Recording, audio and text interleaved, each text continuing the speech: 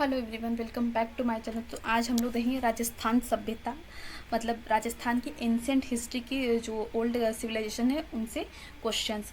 निम्नलिखित में से किस सभ्यता को ताम्रवती नगरी के नाम से जाना है? तो आहाड़ सभ्यता को ताम्रवती नगरी के नाम से जाना जाता है। राजस्थान की किस सभ्यता को ताम्रयुगीन सभ्यताओं की जननी कहा जाता है? तो गढ़ेश्वर को ताम्रयुगीन सभ्यताओं की जननी कहा जाता है। गढ़ेश्वर सभ्यता स्थल किस नदी किनारे स्थित है? तो कंतली नदी के किनारे स्थित है। गुल्लुड सभ्यता किस निम्न में से किस नदी के किनारे विकसित है? तो बनास नदी के किनारे विकसित है। प्राचीन सरस्वती नदी किनारे राजस्थान की कौन सी सभ्यता स्थित है? तो कालीबंगा स्थित है। गुलुड राजस्थान के किस जिले में है? तो राजसमंद जिले में है। नो सभ्यता राजस्थान के किस जिले में है? तो भरतपुर में है। बीजक की पहाड़ी महादेव जी की डूंगरी तथा भीम जी की डूंगरी का संबंध बैराट से है।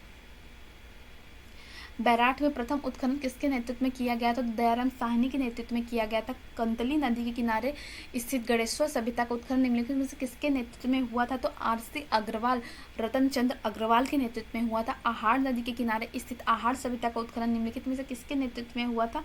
तो अक्षय कृति व्यास के नेतृत्व में हुआ था। घग्गर नदी के किनारे स्थित कालीबंगा सभ्यता की सर्वप्रथम खोज किसने की थी? तो अमलानंद घोष ने की थी। घग्गर नदी किनारे स्थित कालीबंगा सभ्यता की खोज अमलानंद घोष ने की थी।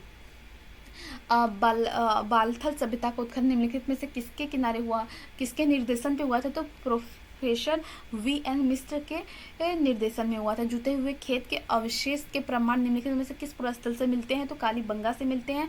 निम्नलिखित में से किस सभ्यता से प्राप्त 6 छिद्रों वाली खोपड़ी को सलय क्रिया का प्राचीनतम उदाहरण माना जाता है? तो वो मिला है कालीबंगा से। निम्नलिखित में से किस सभ्यता में बैलगाड़ी, हवन कुंड, लकड़ी की नाली तथा बेलनकार मुहर प्राप्त हुई हैं? तो कालीबंगा से प्राप्त हुई हैं। भूकंप के प्राचीनतम साक्ष्य कौन सी सभ्यता से प्राप्त होते हैं? तो भूकंप के प्राचीनतम साक्ष्य जो है कालीबंगा सभ्यता से प्राप्त होते हैं। दोहरी रक्षा प्रचारी के साक्ष्य राजस्थान के किस सभ्यता से प्राप्त होते हैं? तो कालीबंगा सभ्यता से प्राप्त होते हैं। निम्नलिखित में से कौन सी सभ्यता से एक ही पंक्ति में स्थित 7 आयताकार अग्री वेदिकाओं की प्राप्ति होती है? तो कालीबंगा सभ्यता से 7 आयताकार अग्री वेदिकाओं की प्राप्ति होती है। निम्नलिखित में से किस पुरा स्थल से क्रिप्सवर्डी मिद्रपाद मिलते हैं? तो गढ़ेश्वर सभ्यता से मिलते हैं। कौन सी सभ्यता में मकान बनाने के लिए ईंटों का प्रयोग नहीं हुआ था? तो गढ़ेश्वर सभ्यता में नहीं हुआ था। This all are related to ancient history.